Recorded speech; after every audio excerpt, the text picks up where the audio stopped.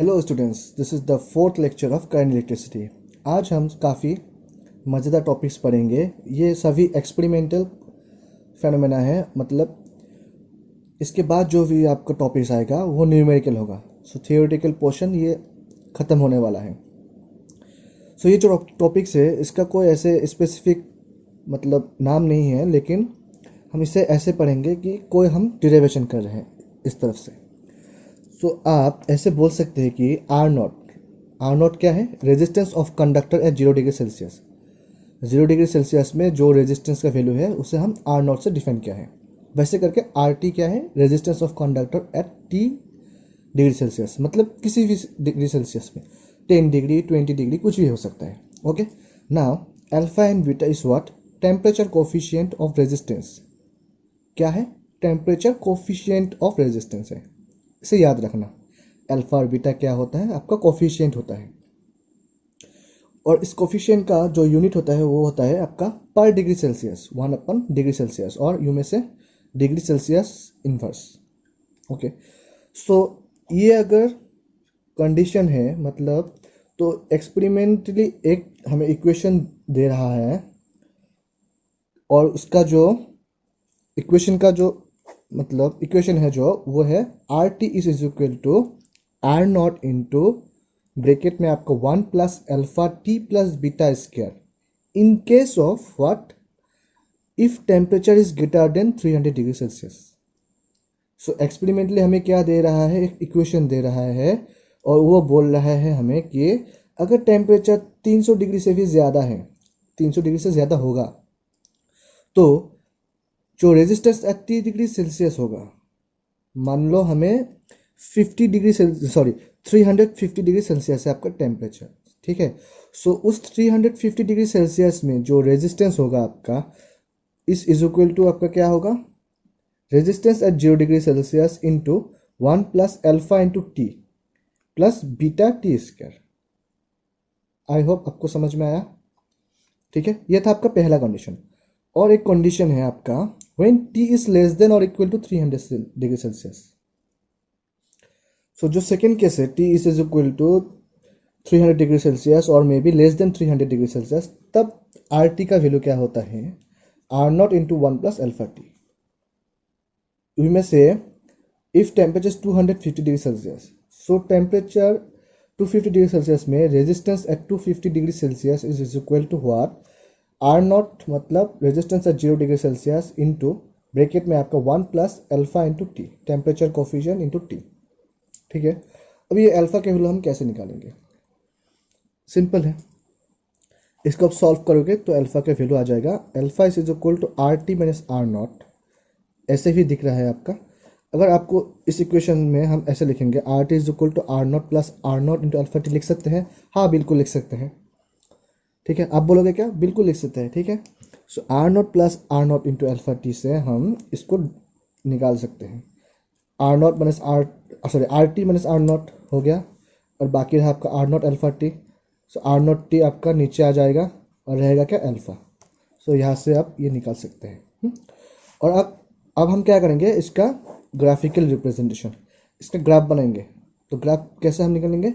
एक straight line से इसको कंपेयर करेंगे। स्ट्रेट लाइन का इक्वेशन क्या है आपका? y is equal to M X plus C है ना। तो m क्या होता है आपका? स्लोप होता है, और c क्या है आपका?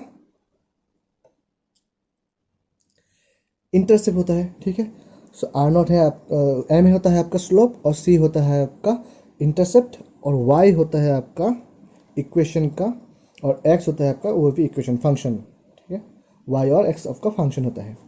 सो इसको हम जब इस इक्वेशन से कंपेयर करेंगे तो आर नॉट और अल्फा, आर नॉट अल्फा क्या हो रहा है आपका? m, और x हमें t मतलब टेम्परेचर के साथ आपका रिलेट कर रहा है x, और आर टी क्या है आपका? y से।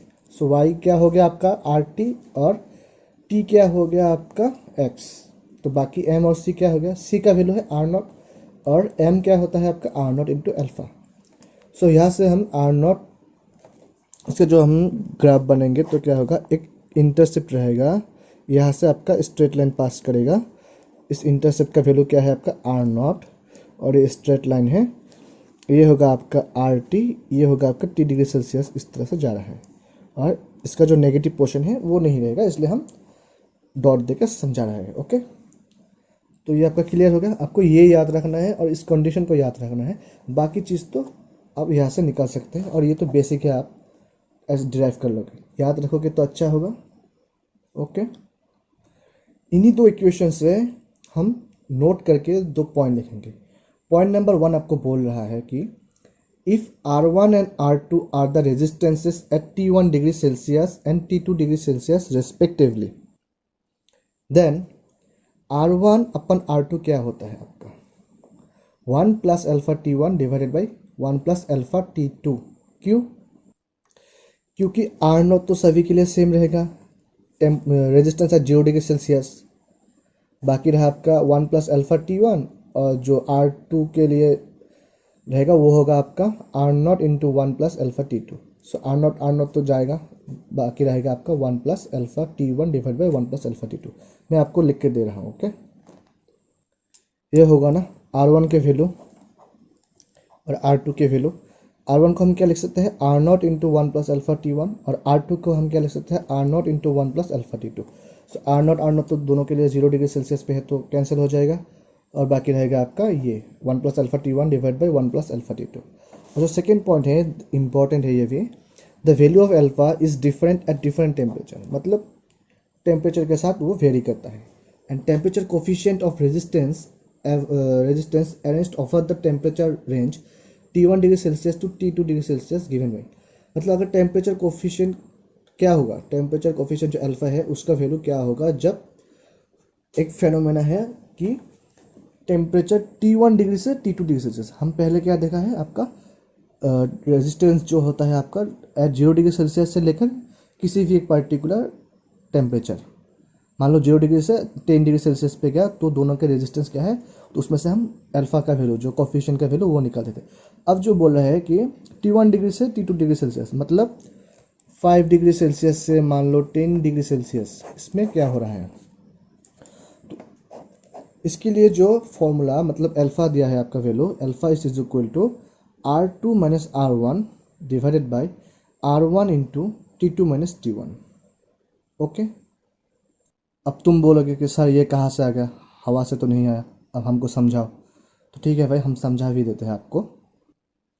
आप लोगों ने तो ये तो पढ़ा है RT is equal to what R0 into 1 plus alpha T, ये सभी आपने पढ़ा है अभी। ठीक है, तो इसका जो कंडीशन था वो क्या था, 0 डिग्री सेल्सियस से लेकर हम T डिग्री सेल्सियस में जा रहे हैं।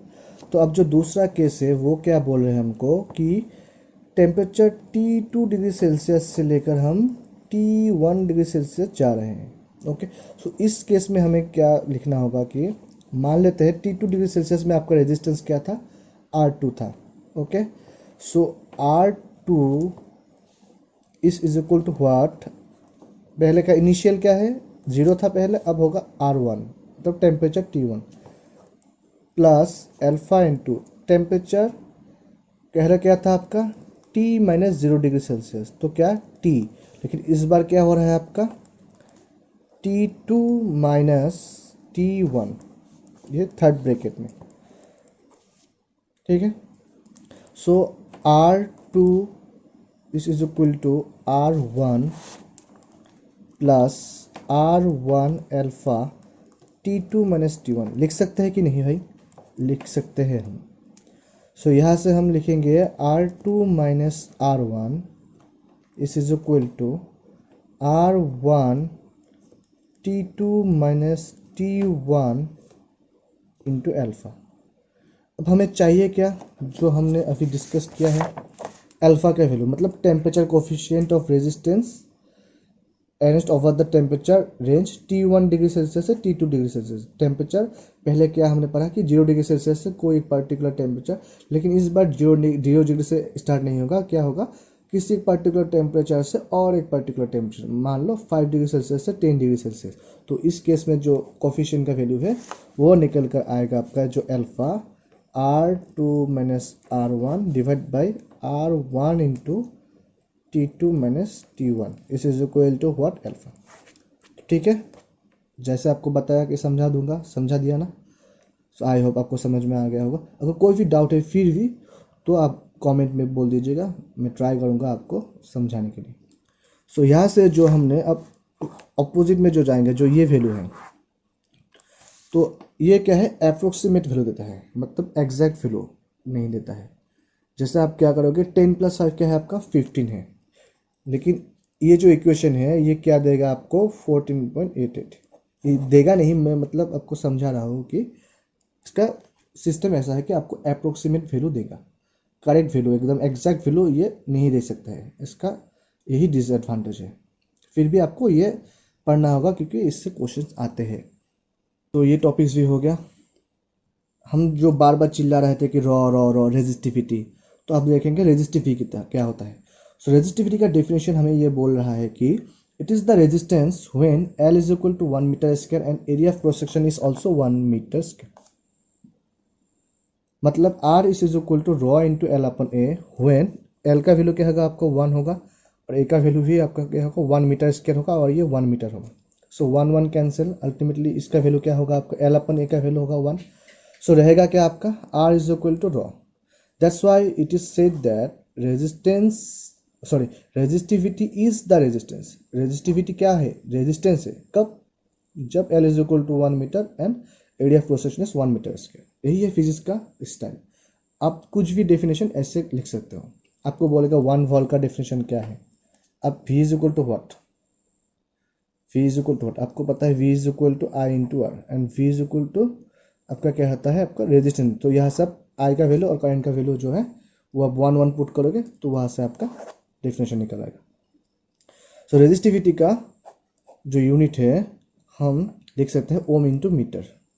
ओके, एंड रेजिस्टिविटी का जो डिपेंडेंस क्वांटिटी है, हम पहले देखा है रेजिस्टेंस के लिए आपका लेंथ पे डिपेंड कर रहा था, एरिया ऑफ क्रॉस सेक्शन पे डिपेंड कर रहा था, टेम्परेचर पे डिपेंड कर रहा था।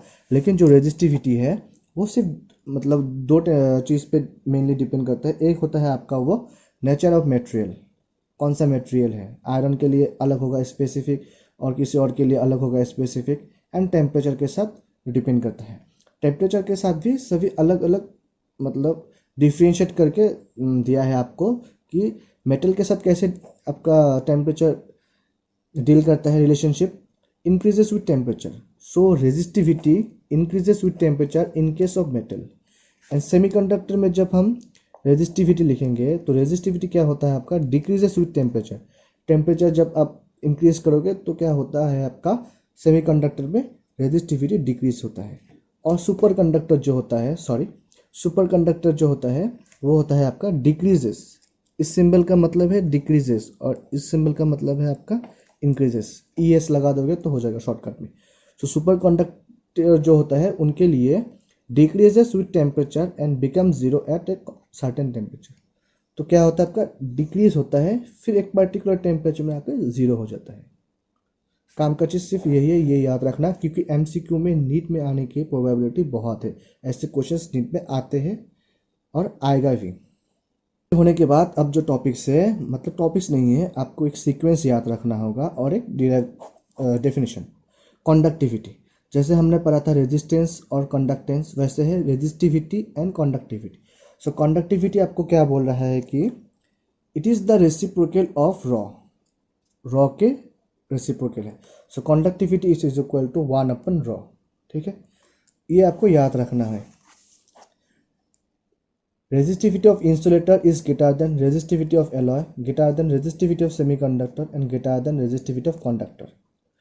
और इसको आप क्या लिख सकते हैं, सेमीकंडक्टर जो कंडक्टिविटी से आप समझाओगे तो उल्टा हो जाएगा आपका, ये लेस देन हो जाएगा।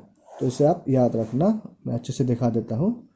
ओके, ये नीट के क्वेश्चंस आने के चांसेस रहते हैं। JEE में ऐसे क्वेश्चंस नहीं आते हैं, लेकिन नीट में ऐसे कॉन्सेप्चुअल और मतलब इंफॉर्मेटिव क्वेश्चंस आते हैं काफ़ी। So thank you for watching this video. आपका इसी में आपका जो 4th लेक्चर है वो कंप्लीट हो रहा है। सो आई होप आपको समझ में आया होगा और अच्छा भी लगा होगा। तो आप एक लाइक करिए, शेयर कीजिए और सब्सक्राइब कीजिए हमारे चैनल ज्ञान ज्योति कल्प ज्योति को, और इससे आगे बढ़िए। Thank you.